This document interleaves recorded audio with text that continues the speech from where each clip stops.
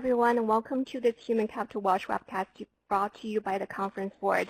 I'm Amy Yi. I'm a researcher in the Human Capital Center. It's my honor to moderate the last Human Capital Watch of the 2020. And it's a pleasure to welcome you all to today's program, taking a human-centric and inclusive approach to wherever work happens. So in a few minutes, we will be discussing some important questions that I believe the majority of the organizations are focusing on right now. So the first is, how are the structure, meaning, and place of work are changing during the pandemic? And what culture shifts are transforming our workplace? And how can organizations restructure and redesign their workplace, their policies and programs to improve their employee well-being, increase their productivity, foster the collaboration among their employees, and also create or recreate and maintain a sense of safety and belonging of their employees? So this is another question we'll be discussing today, and our speakers from multiple companies will share their examples and practical suggestions that may help you address some of the similar challenges in your own organizations. And as organizations adapt to the hybrid working models and also respond to the many social change events that are happening in the world, how can they build and strengthen a diverse, equitable, and inclusive workplaces and culture? So before we address these questions, I also want to go over some quick housekeeping items to help you best participate in today's webcast. So today it will be a very interactive session between among all the speakers. So I'd encourage you as an audience to participate in our conversation as well. You can type in your questions and comments in the chat box on your screen. We will either address your questions during our discussion or save some time at the end for our speakers to respond to your questions. And the slides from today will also be available for you to download. There will also be a very brief evaluation at the end of today's podcast, so we thank you in advance for your feedback. This webcast will also be made available on demand on the Conference Board website shortly after today's live session. Similar to our other Human Capital Watch webcast, and this webcast is also approved by HRCI, SHRM, and CPE credits. So please make sure that you click the link in the CEU request pod in the bottom right corner of the webcast console to sign up for the credits, and make sure that you stay online for the entire webcast to be eligible for those CEU credits. And click OK for 3 pop-ups that occur during this program. So without further ado, I'd like to introduce our speakers today. So I'd like to start with Tom Eckler and Brendan Leafy, who both work at Universal Solutions. So Tom currently serves as the VP of Talent, Culture, and Organization Effectiveness and HR Canada for the company. Specifically, he's responsible for driving the implementation and achievement of key culture, talent management, talent development, organization effectiveness, and diversity and inclusion objectives globally. Since joining Univar in early 2017, Tom has held multiple roles in HR, including VP Human Resources for the U.S. business and also VP HR Integration, where he led the culture, talent, organization, and HR integration strategy for Univar Solutions' acquisition of Nexio Solutions. Tom has had over 20 years of HR experience working for a variety of organizations, including Whirlpool Corporation, Beam, Suntory, McKesson Corporation, LexisNexis, and Opinion Research Corporation. He holds an MBA degree from University of Wisconsin-Whitewater and a bachelor's degree in business from Bowling Green State University. Welcome, Tom. So glad to have you. So next is Brendan Leafy. Brendan is responsible for developing the global diversity, equity, and inclusion strategy and the global employee engagement and listening strategy for Univar Solutions. So before joining Univar, Brendan has worked in nonprofit sectors for a few years and also with PwC, where he helped formulate business process improvement and change management initiatives. He joined Nexio Solutions in 2011 to help create a communications, marketing, and employee experience strategy and lead components of the M&A activity. Brendan holds an MBA degree with a concentration in strategy leadership from Amberton University and a bachelor's degree in physiological psychology from the University of Mary Hardin-Baylor. Brendan is also currently serving as an executive committee member of the Conference Board Global Diversity and Inclusion Executive Council. So we're so glad to have you as well, Brendan. Thank you, Amy. So our next speaker is Lisa Achomway, who is a principal experience placemaker and building architect from Gensler. She's motivated by understanding what connects people in the built environment and believes that diversity in people, culture, and places serve as reminders that we always have new ways to experience the world. She joined Gensler in 2008. She spent almost half of her career working on interiors, but most recently she has been focused on large-scale mixed-use commercial projects in the Bay Area. She also has the opportunity to work across 4 continents with diverse teams and deliver projects in the U.S., the UK, the Middle East, and Africa. She holds a bachelor's degree in architecture from Cornell University and her master's degree from the Architecture Association in London. Welcome, Lisa. Thank you. Good morning. So last but definitely not least, we have Melissa Fisher, who is a cultural anthropologist, a visiting scholar at New York University's Institute for Public Knowledge, and a distinguished principal research fellow at the Conference Board. She's also an adjunct professor in international and public affairs at Columbia University's SIPA. In addition, she regularly works as a consultant applying anthropological and cultural approaches to business research and workplace strategy. Her expertise lies in organizational studies with a focus on globalization, cities, culture, technology, and work. She has written several books and given hundreds of keynotes and talks nationally and internationally. Her research has been profiled by the Wall Street Journal, Business Week, CNBC, NPR, and BBC. Currently, she serves on the Women Creating Change Leadership Council at Columbia University's Center for the Study of Social Difference, and also the Institute for Diversity and Inclusion of the Conference Board. Melissa earned her PhD and master's in anthropology at Columbia University and her bachelor's in English at Barnard College. And this year, Melissa and I have been working together on a research report which focused on the same topic, taking a human-centric, inclusive approach to wherever work happens. And our report will be released very soon, very likely at the beginning of January next year. So in a few minutes, she will also share some highlights from the reports. Welcome, Melissa. Pleasure to be here. Great, terrific. So before we dive into the discussion and hear from different companies how they respond to the changes in the workplace, probably we can have our speakers to give a quick overview about their own companies. So maybe we can start with Gensler. Lisa? Thank you, Amy. Yeah, so there's a little bit about Gensler. So as you can see on the screen, we are the largest design firm in the world. And we like to say we design everything from the label on a wine bottle to a new city. And it's not just the kind of physical that we concern ourselves with. We also really think about the human experience. And so a lot of our work even starts with helping organizations imagine, what is their identity, who do they want to be, what do they represent, and how that then translates into the built environment. So you can see we're at 50 locations around the world. We were started here. I'm in the San Francisco office, and we started here 55 years ago. I've worked in 4 offices, London. I worked in 2 offices in the Gulf, and then now San Francisco. So, and our work, as you can see, spans graphics, consulting, architecture, interiors, furniture, stadiums, kind of you name it, we can design it. So, thank you for being here. Thanks for having me here. Great, thanks, Lisa. About Universe Solutions, and Tom would like to say a few words. Yes, thanks, Amy. Hello, everybody. Great to be with you. Brandon and I, as mentioned, work for Univar Solutions. We are a large chemical and ingredient distributor. We're a Fortune 500 company, and as you can see, we work with the world's leading chemical companies to support our clients' needs. We do have a global presence. You can see where our market positions are across kind of some of our key markets.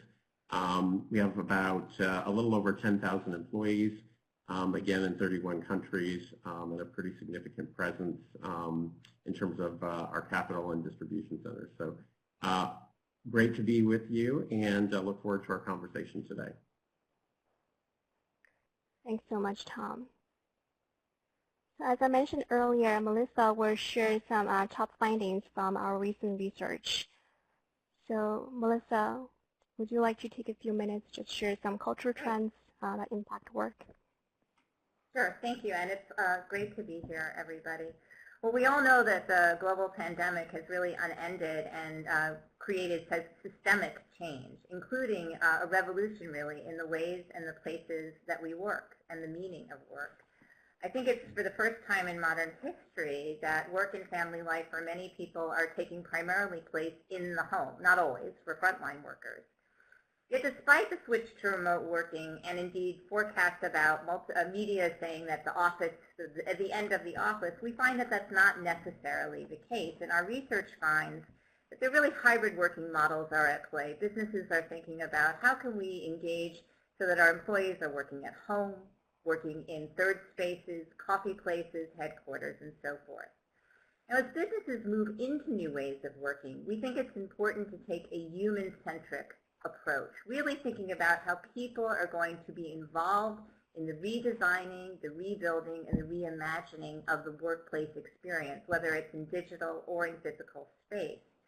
We also think it's important to take a very inclusive approach. We know that the pandemic has had a significant effect on Black and brown communities, illuminating all kinds of structural inequalities, systemic racism. So the visibility that the pandemic has pushed us to think about really has behooved us as leaders, as workplaces, to think about how can we create inclusive environments, how can we address and end systemic racism, sexism, and so forth. And so that's what we're going to have. Our panelists are going to talk about the kinds of inclusive environments, the kinds of equitable work practices we can put in play in the pandemic and the post-pandemic work environment. And we identified 3 cultural trends. I'm trained as an anthropologist, and we look at the kinds of cultural shifts in the meaning and understanding of work and the workplace. The 3 shifts I'm going to talk about today that you see on your slide are really shifts that were happening way before COVID, way before we sort of had this lockdown in March, but get accelerated, right? It's really transformed. So I'm just going to briefly talk about them, and I know our panelists will address them too. First is when work becomes home and home becomes work. Well, we've had a lot of studies that showed that we had this grand experiment under lockdown where suddenly millions of people found themselves working at home from their dining room tables. And unlike what was expected, that people would not necessarily be productive, be able to collaborate, in fact, people have been productive. And in fact, some people have turned out that they feel comfortable working at home for the near and the long term.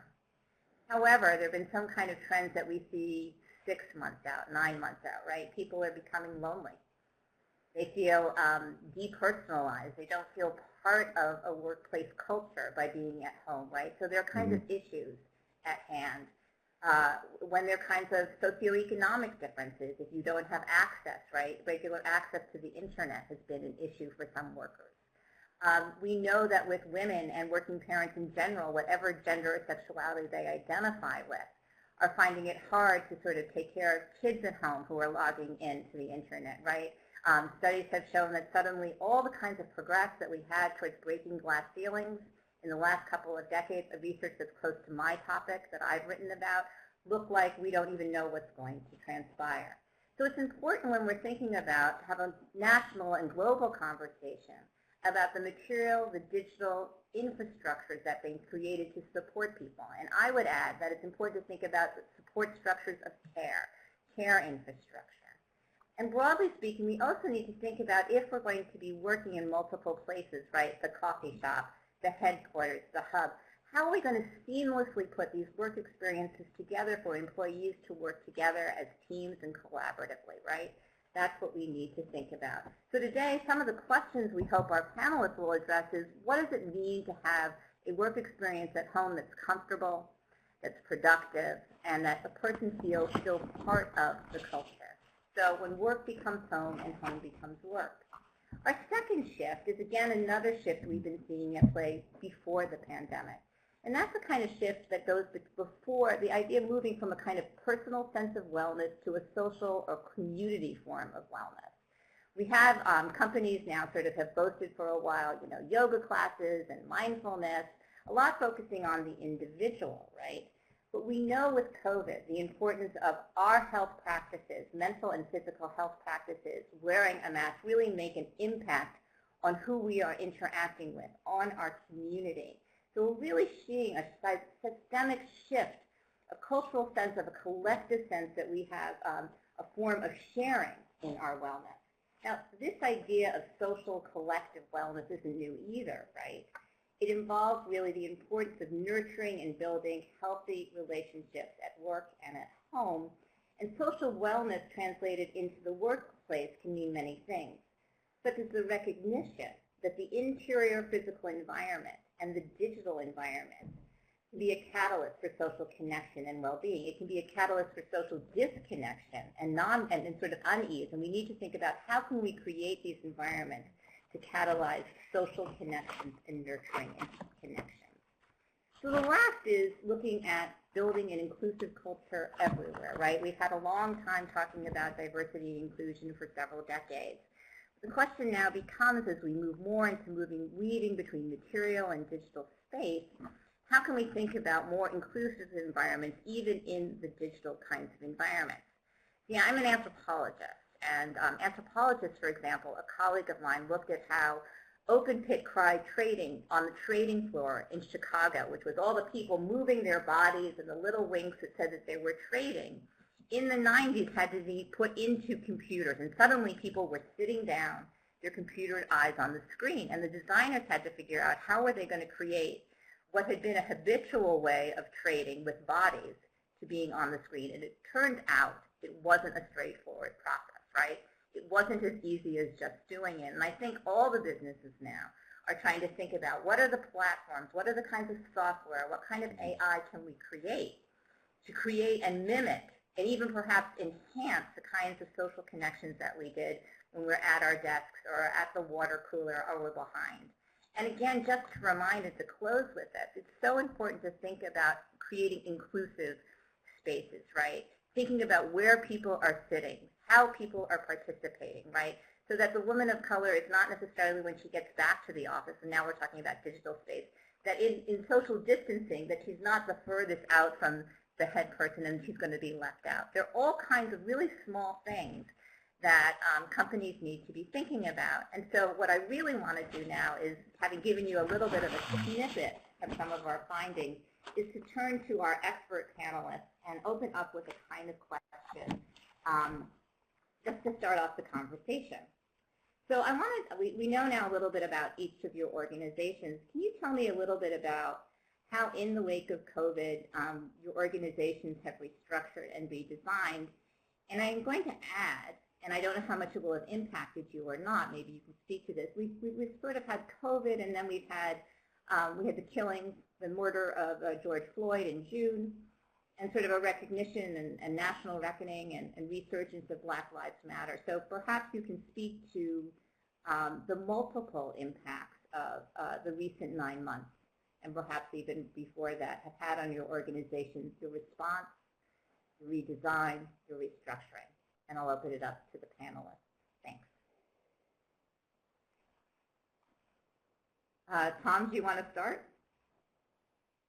Sure, happy to. So I think obviously COVID's had a really significant impact, as well as the death of George Floyd on our organization. And so we've had to quickly shift, like most organizations did, shift people to working remotely, which required some pretty significant technology lifts. So we still had a lot of folks that were on desktop computers. We had to get people on laptop computers. We had to really do some work around helping managers and leaders understand our digital tools. So we had a lot of digital tools that we used a lot, but really having to kind of learn all those features and how to use them effectively was challenging. So we did a lot of work with employees and leaders on that as well. The other thing I was just going to mention with the social injustice and those kind of things that came up, obviously, a lot of things to deal with, a lot of feelings, emotions, and things that we needed to deal with, inside the organization. And one of the things we wanted to do is just to create a forum for people to talk. So we had a lot of leaders raising their hands, say, I want to engage in dialogue. I want to talk to my team about this, but how do I do that? And so working with our leaders, providing kind of coaching documents and kind of how to facilitate discussions on sensitive topics like this was some of the work that we did. So I would say yes, we had to take a pretty significant we had to do a pretty significant amount of work this year just to kind of continue to stay, keep people productive and connected. And maybe, Leafy, Lisa, I was going to ask you, sorry to interrupt you, I just wanted to ask you, I know that your organization has done a lot, and maybe you can speak to how you create these platforms and these dialogues digitally, since we've all been sort of apart from each other largely. Yeah, I think just to follow up from some of what Tom was saying is that I think the first step felt, I will say this carefully, easy for us or almost seamless. And partially that's because we're a very connected organization anyway, that we work across offices. And so, I've had teams made up of people from 3 countries for a long time. And so that part of it wasn't so difficult for us. Like, oh, you're managing a team and you're based in DC, but the team's in London and Bangalore. So that part of it, I think, wasn't so different. I think what is different is that you then never see any of your team in person, right? So like that whole platform and that kind of extension really worked because we still had a physical connection. Mm-hmm. So I think that's the difference. So the logistics, let's say, were straightforward. We are mostly laptop based, and our work was in the cloud, and so that piece of it, okay, that worked. And so I think that was really good. I think then part of what we do, and I think I mentioned at the beginning, is we look at organizations and how they work. And so we've done, to your question about what have we done in terms of restructuring, we've done lots of research around this. Like we have workplace surveys. We've sent those to people that we connect with to find out where people are. And overwhelmingly, people want to connect somehow. So there's a percentage of people, about 30%, that want to be in the office full time, and about 20% want to be at home full time. But most people, 52%, want some kind of hybrid, want something that's kind of blended. And I would argue that part of what's different now is that works because we get to see each other. I think what's exacerbating our current situation, and to the kind of point of our feeling lonely and disconnectedness, is that if I'm home, I never get a chance to see my colleagues in person, right? I never get to meet them for lunch, right? There's always. And so what would be different in the future? So even when we imagine a hybrid future, you sort of know, oh, I might only speak to Brandon on a go-to meeting 3 days a week, but I know that I'm going to see him on Friday. He and I are going to have a coffee in person on Friday. So I think that's the difference as we look forward. I'm sorry, I forgot the other question you asked me, one about I was just asking, I agree, and I think that the part of the problem right now, or the challenge that people are facing, is that we're not able to be in person, and in some ways having the kinds of conversations around race and social justice are, I wonder if how Gensler is doing them online, given that we can't be meeting in reality. Yeah, we have a bunch of different ways they're happening around the firm. I mean, generally we're literally using like Teams and things. The one tool that we have maybe a number of, I would say that maybe 2 different directions of these conversations. There's some that are kind of ground up that the employees are saying, here's how we'd like to connect with each other. Then there's some with the organization saying, oh, here's the way that we think we'd like to connect. And they are working sort of seamlessly together. So, for example, we have a session, we call them Talking Tuesdays, and my colleague and I run those, and they're monthly. And they are really emerged from another round of conversations where everyone said, what's important to us is you hold a space for us to talk about this. We don't want this to be, we're talking about it now because it's July and we feel emotional about George Floyd, but we want to always talk about this. And so we started this monthly conversation, which has visitors and speakers, and we kind of manage that. And so in that, we sort of have ways for people to obviously speak openly, and we found that actually over time, people are really getting a kind of comfort with each other and being comfortable being actually very vulnerable publicly. And that's been an incredible revelation, that people are very comfortable over this time, and maybe it's because they're home and you feel a distance. So that's the piece that's happening.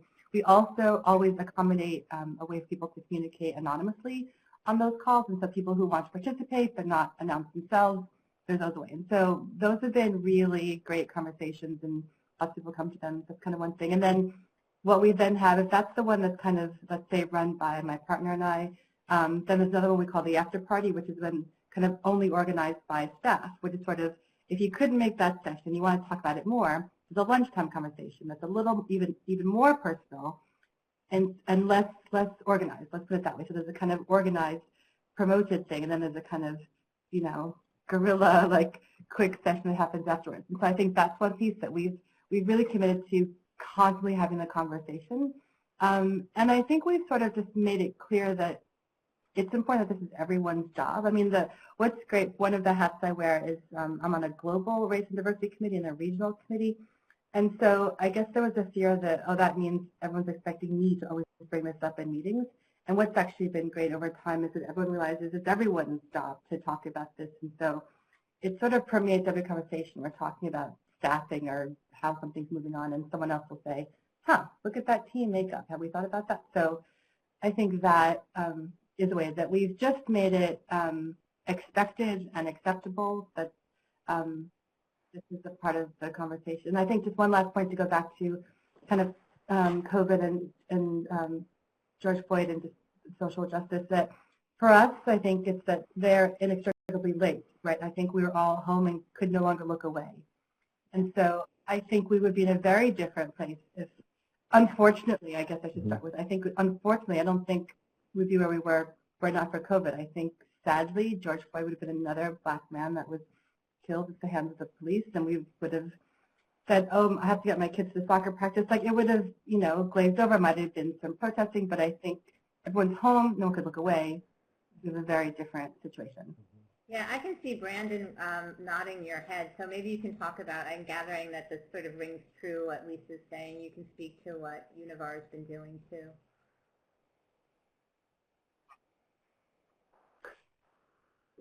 Definitely. I think that the point you just made about, you know, wondering where would we be if these events didn't happen this year? Would we be as far along as we are right now? We talk about this internally quite a bit, that the events of this year are extremely unfortunate, but they have been a catalyst for creating awareness and a visibility that, you know, unexplainably hasn't, you know, had this level of a spotlight. And so you're seeing organizations really step up and talk about things that they've never talked about before.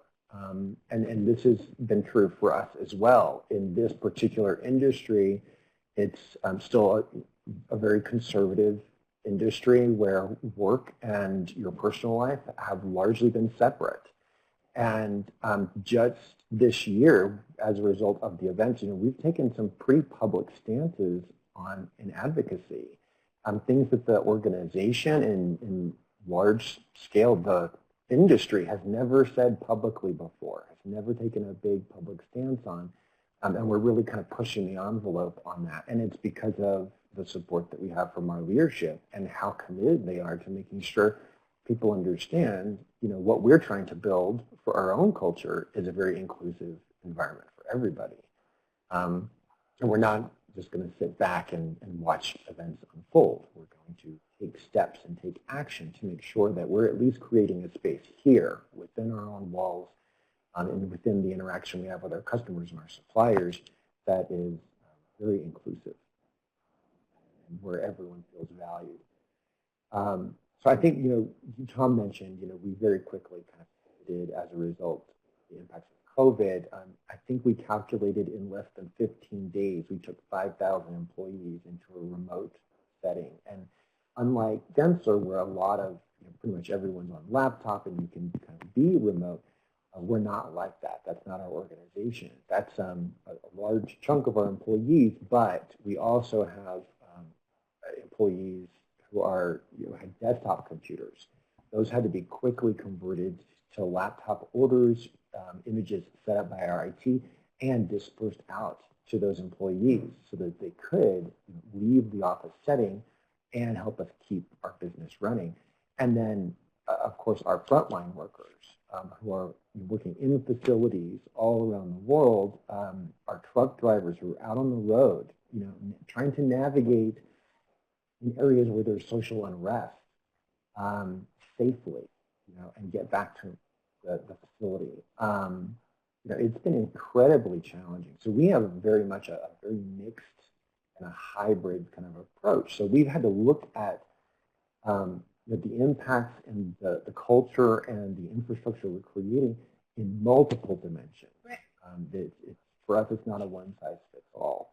So it's been very interesting to watch the challenge unfold and the organization. Brandon, I wanted to, can I just jump in for a second? Because you mentioned the frontline workers, and I think we talk a lot about office workers, but how do you ensure that the truck drivers, who you're saying are even on the roads during social unrest, how do you ensure that they know that a space is there for them to involve in these more inclusive spaces, right? They're not necessarily at home where they can get on the computer. Are they getting on with their iPhones? How do you make sure that the frontline workers are as much a part and feel that sense of community?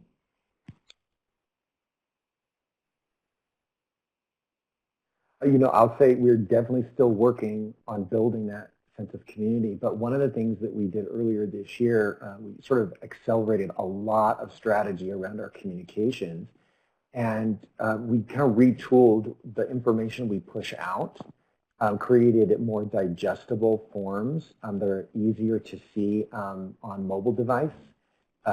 It's much easier we completely pivoted from dense emails to more video content.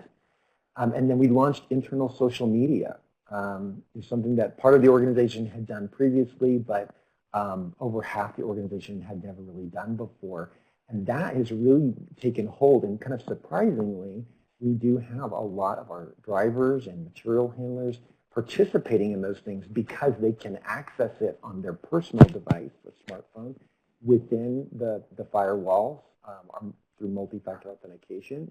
We can keep that information secure, but they can still get to it.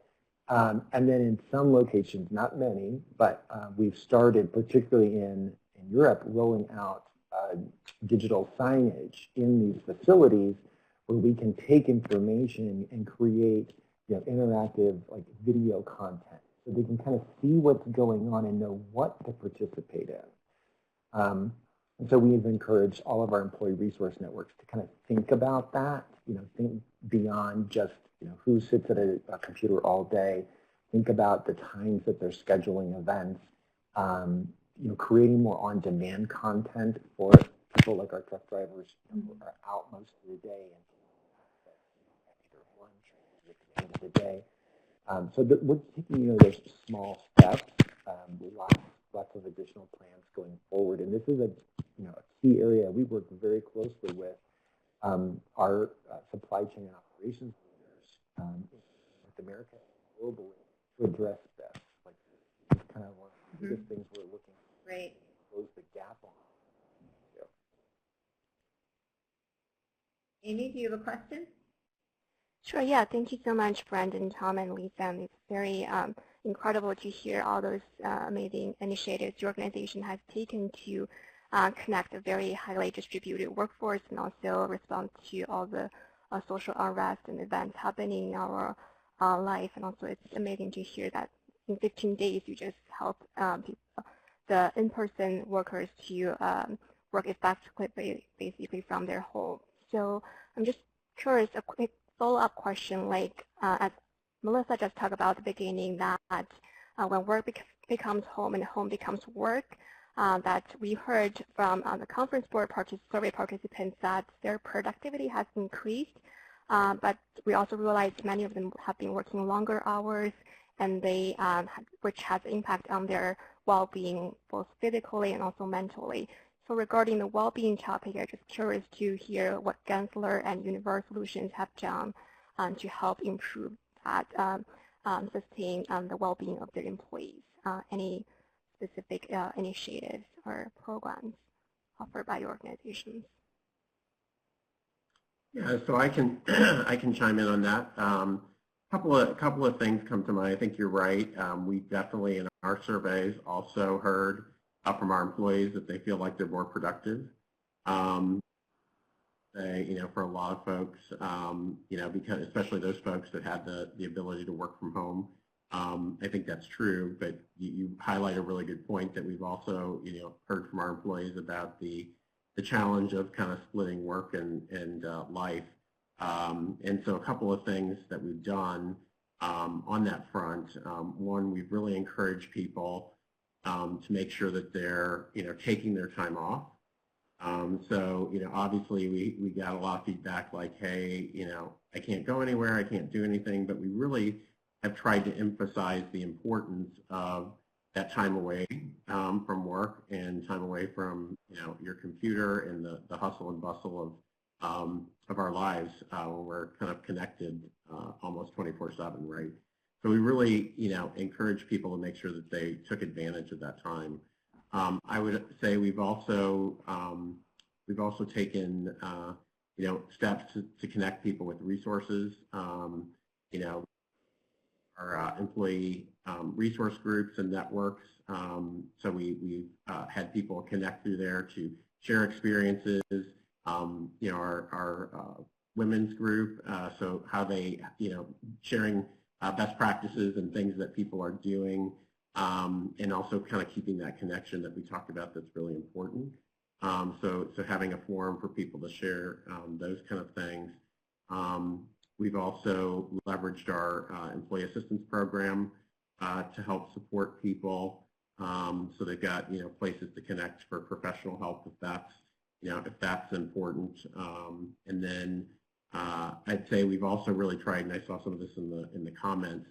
We've really tried to emphasize the social aspects of and using technology to again try to stay connected with fellow coworkers, et cetera. I've heard a lot of people come back and say we actually feel more connected as a team because of using the technology. So we see everybody, and so everybody talks, and so kind of leveraging those types of things has been really helpful, I think, to kind of keep that connection as well. So so those are just a few of the things that we've done on our end.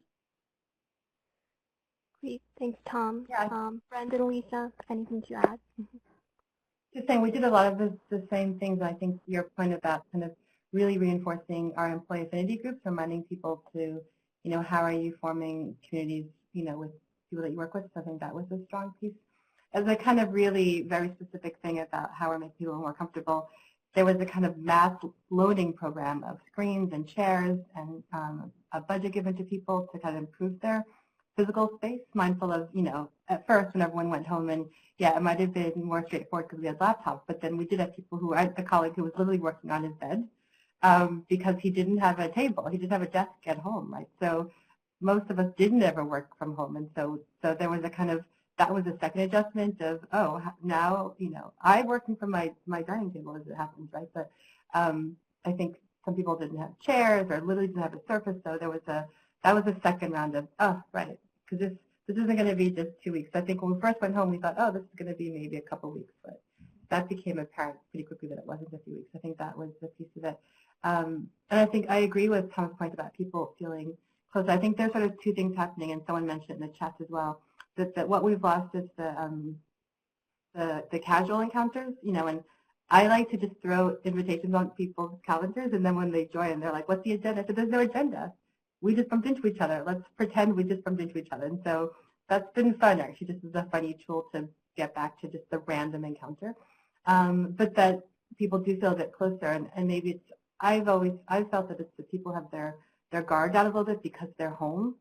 And so there is something different about our interactions. They do feel a little more personal, and we feel when they're working, they're have that difference. So yeah, a lot of the same things that Tom has mentioned about Univar too. And Lisa, you just made me think. It's been, I've commented, and I've heard a lot of people comment, seeing the kids and the dogs and the Love it. partners and families has been actually a really great way to feel more connected. I know the names of way more kids and dogs now than I did before. And now it's kind of, we'll have a meeting, we'll say, wait, where's Ace? Where's so-and-so? Like, we now the meetings need the kids and the dogs. Like, we're kind of, it's not a meeting unless that happens, yeah. That actually came up yesterday. Oh, sorry, go ahead. No, I was just going to ask a question about sort of, I mean, you mentioned, Lisa, about firms getting more involved, in your firm in particular, like the home space and the home office space. And that's what Amy and I talk about in our research, the ergonomic office. So maybe we can talk about sort of, I mean, this really changes the game for like how businesses think about what their responsibility is to their employees. Can you maybe, Tom or Brandon, also talk about sort of how there's two sides to it, the sort of positive side of helping internet connections and ergonomic chairs, but also the issue of surveillance and privacy issues, and sort of how you can sort of manage the double-edged sword of entering into people's homes and their lives. Just to play devil's advocate for a second. I think there's definitely a heightened awareness or thought behind how do you ensure that productivity is still being maintained. And I think what we're doing is having to rethink how we coach our managers and our leaders on what they really believe productivity is and what is actually being measured. Is it face time? Is it logged on time? Because there's ways to trick the system for that. Or is it about the work product and the impact that your employees, your team members are having? And that's, to a certain degree, that's a mind shift. Because right when we were in an office and we were seeing people on a regular basis, there was a bit of a sense of, oh, they're here, they're being productive, regardless of whether or not they're surfing Facebook, behind their cubicle. So I think there's a lot of thought and thinking going on right now in how do we ensure that that productivity level is still kept high. We still see people working, so we kind of know that they are, but it's really about shifting the mindset on what we're measuring as far as what we think productivity means. And I think that's been a challenge. It's not a behavior that can change in the span of even just this 1 year. That's a multi-year behavioral change that we're starting now. And we're looking to make improvements or say changes to how we do that coaching, specifically through our leadership development and our performance management cycles, to really kind of work on creating that education and changing those mindsets. Great, yeah, these are very, very thoughtful suggestions and insights provided to our audience.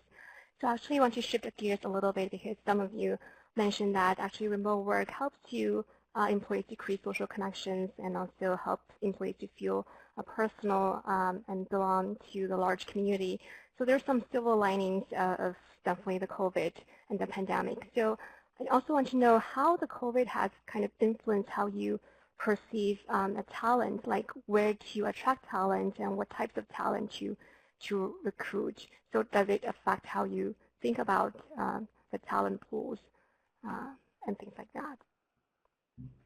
I think for us, it's opened up that consideration. I think a couple things have happened.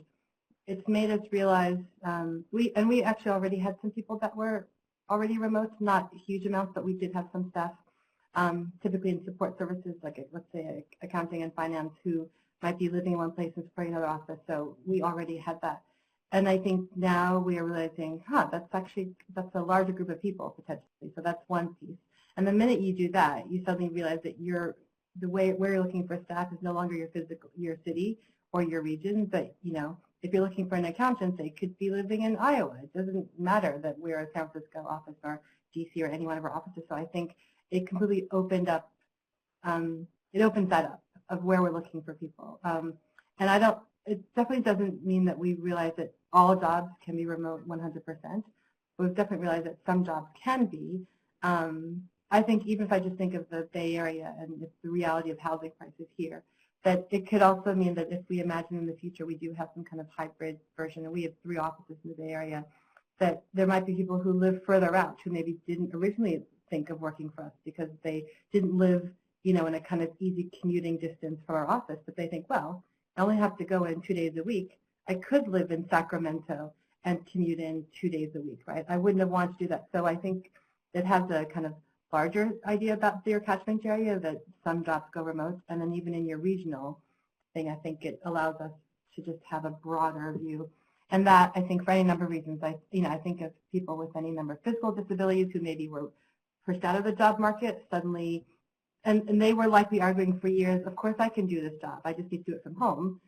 There's no longer an argument to be made about that, right? They can say, I've been telling you for years that I could do this job remotely. So there's that. And I think certainly for people of color, who maybe can't, again, it was the Bay Area is a great example. The cost of living is so prohibitive. And so I think it just means there are lots of people who maybe have had challenges joining the job market. It's opening up options there.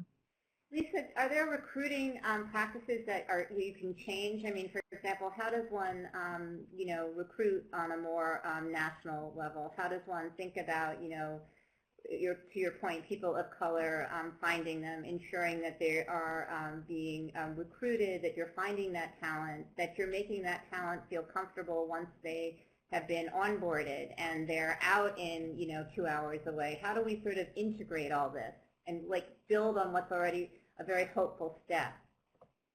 I mean, I think as the first step, and I'm just out of the limb here, but sure. we probably can start by not saying that our jobs are kind of have a physical location requirement. That I think I imagine that the team is doing an analysis of which jobs really have to be here and which jobs could be remote. And so that's kind of step one. That when we advertise a job, we can indicate can be partially remote, 100% remote, required. So I think that's step one. Make it clear, because our jobs are posted on our website anyway, and so you can be anywhere in the world and see a job posting anywhere. That's already how it happens. It doesn't matter where you are.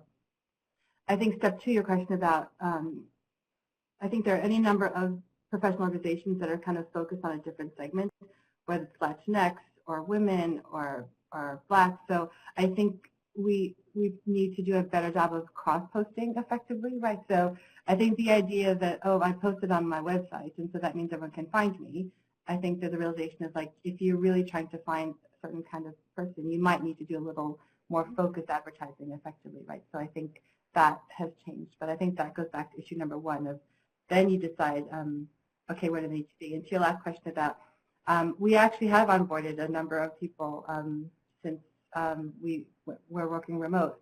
And they've all, and I kept thinking, how could that possibly work? But it's been working, right? And I think what's funny is there's one woman that I bumped into socially distant. Of course, we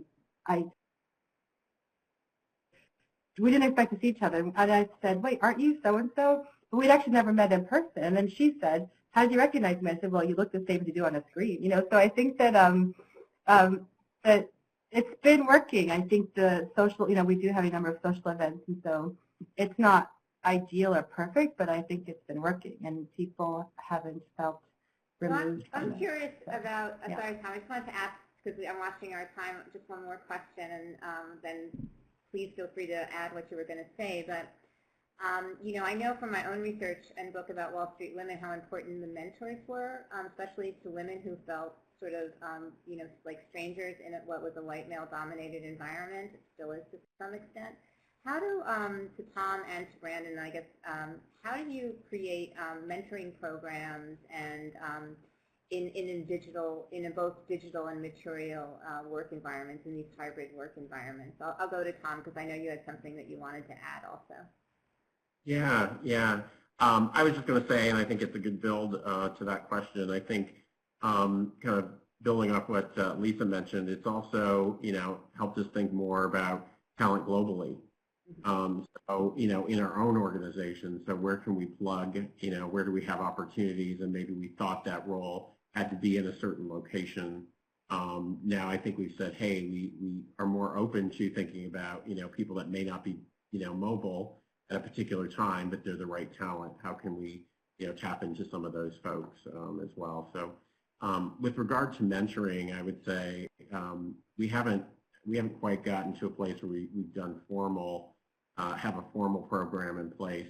I think we do have definitely, mentoring relationships that are kind of, and I always think that's good too, to have those very organic, connections, and where, how people identify,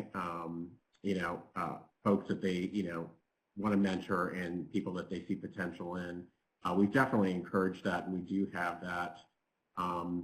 Certainly in parts of our business, and we do think it's really important, again, as we think about, the diversity of our executive talent and our, kind of director level talent. As you want to progress up that ladder, some of these things become more barriers, and I think we've got examples of female leaders and other diverse leaders in our organization that make those things work. And so they definitely have kind of organically, I guess, developed within our organization. So Brandon, I don't know if you have anything you want to build off there. I think our approach is a little different than the traditional model you would think of. I think what we're trying to do is coach our leaders to really step up and to think about the talent that they see when they interact with different employees, and to start to create those relationships so that they're the ones driving that mentorship. It's not a formal program with requirements on you have to meet 30 minutes a month and you've got to, I think what we've found is that sponsorship is so much more effective and impactful on someone's development when they see a leader taking an interest in them and providing opportunities for them. This happened just yesterday on a collaborative Microsoft Teams meeting. There's lots of us on this meeting, and a leader reached out and just commented to me on an employee that they were very impressed with. And my immediate thought was, great, you just identified someone that you can now go and sponsor that should be on your radar. You can create time to meet with them and get to know them a little bit better. And those are things that our leaders should be taking initiative on. And so we're taking that approach, within our organization to be coaches and help to drive that messaging. And that's kind of the way we approach it. I want to say one really positive thing that's come out of this has been, it's less so, I think, as a person of color in the organization, that around the firm, we're far more connected now in a way that we weren't before, right? I think we maybe didn't even know each other. So I think to be in a smaller community within an organization, so whether we have any number of affinity groups, we have an LGBTQ affinity group, we have people of color, we have a women's group, we have a Middle East North Africa group. So all to say that I think people before felt, oh, I have a group here in my office, and now they have a sense of, oh, but I can connect to this group in 6 other offices, in a way that even though we worked collaboratively, we worked across the world, I think that felt like the work thing we did, but not the social thing we did.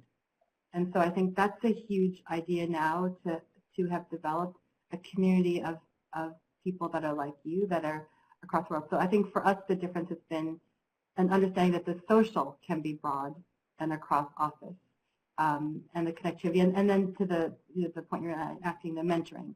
So for me, there are a number of people that I now speak to in offices where I am not, which I likely wouldn't have before, right? So I think that's been a powerful thing to be thinking about mentorship, that if you were in an office where you are not connecting to someone, you may go, oh, but and as Brandon was saying, I did see so-and-so on a global meeting, and I think now people feel less uncomfortable going, even whichever way they want to reach out, whether it's the manager reaching out or the other way around, that feels, there's no friction with that anymore, of the idea that your mentor could be in a very different place. Our Black African American Network did that just yesterday, had a social event when there was no presentation materials and everyone could be on video, and there was, I think, more than 30 people. And so we had people from different countries joining into that network event. And it's eye-opening, I think, for a lot of people to be able to cross the borders and to get to know people that they didn't even know worked in the organization. And so those kinds of social aspects are creating a sense of community and connection, and people are learning about each other. Yesterday we learned about who's a great mixologist, and a hidden talent on one of our employees who's just a phenomenal baker and makes these like incredible baked creations. And those things don't always happen when you work in one particular office and you don't have the chance to connect with people in different locations or different countries. And so the technology is enabling that in a way that we've never embraced before. I just want to build on that, Brandon, and I think that anthropologists have looked at how, we mentioned this in our report, Amy, and the report that we wrote about the rituals at the workplace, like celebrating birthdays.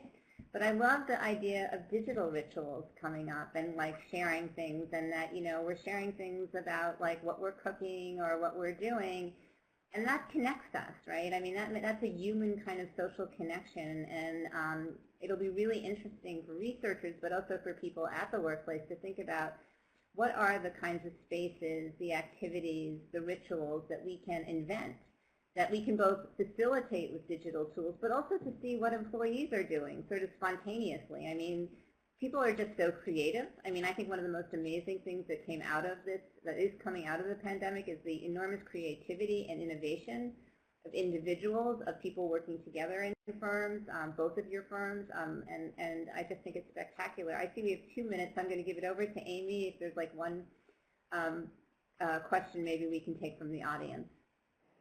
Sure. Thanks everyone. Great, amazing discussion, and we have a lot of great stories and insights and also questions that left for our participants to ponder, because I saw they're having a long thread of discussion on many different topics, so really engaged group. So I think one common question is around reopening. As in the U.S., the vaccines have been starting to roll out, and also we've seen that some healthcare workers have been taking the shots already. So as organizations start thinking about reopening, what are some 1 or 2 pieces of advice that you would share with organizations in terms of planning for the reopening and ensure employees are safely returning to the workplace?